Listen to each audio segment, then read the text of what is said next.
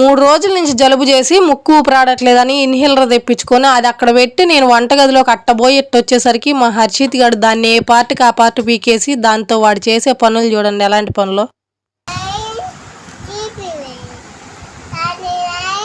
హర్ష నీ చేతిలో ఏది చూపి. అది బల్బమా? ఏది చూపి. ఇది బల్బమా? ఎందుకు తీసావు దానిలో నుంచి? ఎందుకు తీసావు? ఎందుకు తీసా చెప్పు. ఎందుకు తీసావు చెప్పు. అది బల్బమా? ఎవరు చెప్పారు నీకు బల్బమని? ఎవరా అమ్మాయి?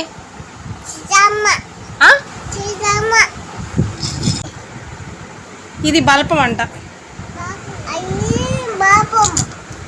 అది బల్బం ఇట్లా రాసిద్దా? ఇట్లా రాసిద్దా?